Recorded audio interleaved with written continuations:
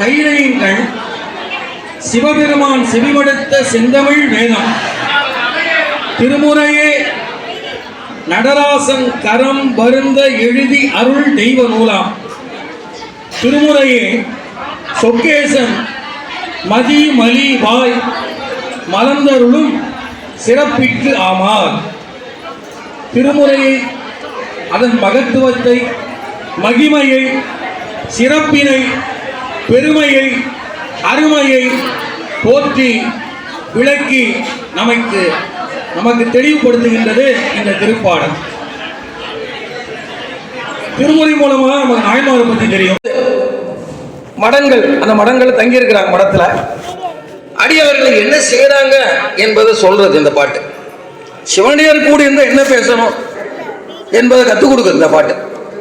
அடியாரை பார்த்து என்ன வேலை பார்க்குறீங்களா, நல்லா இருக்கீங்களா, பிள்ளைங்க சவிக்காமா, ரேஷனில் ஜாமான் வாங்கிட்டீங்களா, தீபாவளிலாம் வருது, புடவைலாம் எடுத்தாச்சா, வேட்டிலாம் எடுத்தாச்சா, எதை வீடு மாற்றணும்னு சொன்னீங்களா, மாற்றினீங்களா, இதெல்லாம் பேசக்கூடாதுன்னு சொல்ல வர்றாரு. இப்போ அடியார்கள் சேர்ந்து இருந்தா என்ன செய்யணும், கூடி இருந்தா என்ன செய்யணும், அஞ்செழுத்த ஓதணும். அதான் விதிக்கப்படுதுங்க. இப்போ அஞ்செழுத்து ஓதுனா எப்பேற்பட்ட வினைகள் இருந்தாலும் அங்கே வராது. ஏன் அப்படின்னு கேட்பீங்க. அது நற்றுணை ஆகும், நடுக்கத்தை கெடுக்கும், நலமிக கொடுக்கும், நன்னறி ஆகும் என்பது அங்கேருந்து நம்ம இங்கே எடுத்துக்கலாம். ரெண்டு பேரும் கடன் வாங்க ஒருத்தர். இவர் விரித்து சொன்னார்னா அவர் சுருக்கி சொல்வார், அவர் சுருக்கி சொன்னார்னா இவர் விரித்து சொல்வார். அப்பரடிகள் இந்த பெருமக்களுடைய ஒப்பந்தம் போல இருக்கும். அது தங்கி இருக்கும் போது சமணர்கள் அவர்களுடைய மந்திரங்களை சொல்லி அங்க தீயை ஏவுறாங்க. அதாவது திருஞான சம்பந்த பெருமானுக்கு தகாத காரியம், செய்யக்கூடாத காரியம். சுருக்கமா என்ன வச்சு சொன்ன, கொலை பாதகன் அர்த்தம். என்ன வச்சு சொல்லிக்கிறேன், அடியே என்ன கொலை செய்யறதுக்கு முயற்சி, விரட்டுறதுக்கு முயற்சி. அந்த முயற்சியை சமணர்கள் செய்யறாங்க.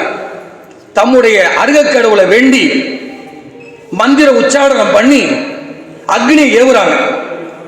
அந்த அக்னி என்ன செய்யுது, ஏண்டா நானே அடிக்கிறவன் என்னையும் அடிக்க பாக்குறீங்களா அப்படின்னு கேட்குது.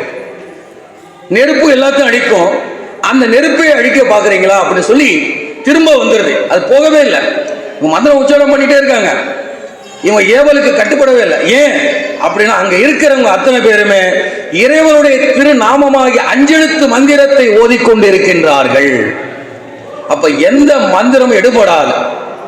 சிவ மந்திரத்துக்கு முன்னாடி பில்லி, சூனியம், செய்வின பலவாறு இருக்கு, என்னென்னமோ செய்யறாங்க, எதுவுமே எடுபடாதங்க. ஏன், எல்லா மந்திரம் ஆதி மந்திரமா இருக்கிறது. ஏன்னா ஒவ்வொரு அதி தெய்வங்களுக்கும் அதி தேவதைகளுக்கும் ஒரு மந்திரம் உண்டு. அந்த மந்திரத்துக்குள்ளேருந்து மந்திரமா இயக்கக்கூடியது சிவமந்திரம், சிவசக்தி. அதான் சிவ, அதுதான் மந்திரம். அது விரியும், பதப்பொருளா விரியும். அந்தியூனல் பகலும் அஞ்சு பதம் சொல்லி முந்தி எழும் பழைய வல்வினை மூடாமும் சிந்தை பராமரியாதிரு ஆரூர் புக்கு எந்தை பீரானாரை என்று கொல் எய்துவதே. அஞ்செழுத்து மந்திரத்தை சொல்ல பாருங்க. ஒவ்வொரு எழுத்துமே ஒரு பதப்பொருள் தருவான. அதுல சிவத்தை குறிக்கிறது சி, சக்தியை குறிக்கிறது வ. சிவம் யாவற்றையும் கடந்து நிற்கும், சக்தி யாவற்றும் உள்ளும் கலந்து நிற்கும். அதனாலதான் என்ன சொல்றாங்கன்னா எல்லா மந்திரங்களுக்கும் ஆதி மந்திரமா இருக்கு, மற்ற மந்திரங்களை இயக்கக்கூடியது. அப்ப மற்ற மந்திரங்கள் என்னதான் ஜெபித்தாலும் ஏவல் செஞ்சாலும் இங்க அடங்கி நிற்குமே தவிர, பணிந்து நிற்குமே தவிர எதிர்க்க முடியாது. அதனாலதான் நற்றுணையாவது நமச்சிவாயவே. அவர் சும்மா சொல்லல, அப்பரடிகள் இப்படி சொன்னார் பாருங்களேன். அப்பரிசு அவ்வினை முற்றி அவர் அகன்று ஏகிய பின்னர் ஒப்பரும் ஆள் கடல் புக்க உரைப்புடை மெய்த்தொண்டர்தாமும் எப்பரிசு ஆயினும் ஆக எத்துவன் எந்த என்று செப்பரும் வண்டமிழ் தன்னால் சிவன் அஞ்செழுத்தும் துதிப்பார். சிவன் அஞ்செழுத்தும் துதிப்பார். என்ன அர்த்தம் தெரியுமா? சிவன் வேற இல்லை, சிவனுடைய அஞ்செழுத்து வேற கிடையாது. அதாவது இறைவனுக்கு இது அருவமா இருக்கிறவன், அது உருவமா இருக்கிறவன், உருவமா இருக்கிறவன், சொருபமா இருக்கிறவன். அப்படிப்பட்ட பெருமானுக்கு மந்திர திருமேனியாக விளங்குவது அஞ்செழுத்து. இப்போ இந்த பொருள் தாளம் தனியா இருக்கு, தாளங்கிற சொல்லி என் வாயில இருக்கு. ஆனா அஞ்செழுத்தை பொறுத்தவரையும் பொருளும் சொல்லும் வேறு கிடையாது. பொருளும் சொல்லும் பொருளா இருக்கும், பொருளும் சொல்லா இருக்கும். ரெண்டும் தனித்தனியா இருக்காது. அப்ப அஞ்செழுத்த நம்ம துதித்தா, போற்றினா, புகழ்ந்தா, ஜெபித்தா சிவனை கும்புறோம், சிவ வழிபாடு பண்ற அர்த்தம். அதை இந்த இடத்துல சொல்றார், சிவன் அஞ்செழுத்தும் துதிப்பார். இறைவருடைய மந்திர திருமேனி, இறைவருக்கு திருமேனியா இருப்பது, இதெல்லாம் சாத்திரம் சொல்லுது, பாடலா சொல்லுது விளக்கமா. நம்ம அதுக்குள்ள போற இந்த பகுதிக்கு வந்துடும். எப்படி காத்தது பார்க்கணும். இந்த பகுதிக்கு 2வது வரேன், அது இந்த பாட்டை சொல்லிட்டு வந்துடுறேன். திருநாவுக்கரசு பெருமான கல்லோடு கருங்கல் வன்மை உடையது. அப்படிப்பட்ட கல்லோடு தாம்பு கயிறு, ஏதோ பஞ்சு கயிறுல கட்டல, தண்ணி இறைக்கிற தாம்பு கயிறு, அந்த கயிறுல இறுக்கி கட்டுறாங்க படுபாவிகள். கட்டி கடல்ல போடுறாங்க. அந்த கடல்ல போடவும் முன்னாடி போடல, ஆழ்கடல் புக்க. ஏன்னா ஒவ்வொன்றையும் தப்பிச்சு வந்துட்டே இருக்கிறாரு, பக்கத்துல கூட தப்பிச்சு வந்துருவார் போல இருக்கு. அதான் நடுக்கடல்ல போய் ஆழமான பகுதியை பார்த்து போடுறாங்க சமண பாவிகள். செக்கிழ பெருமானுக்கு பதறுது, புராணம் சொல்ல முடியல.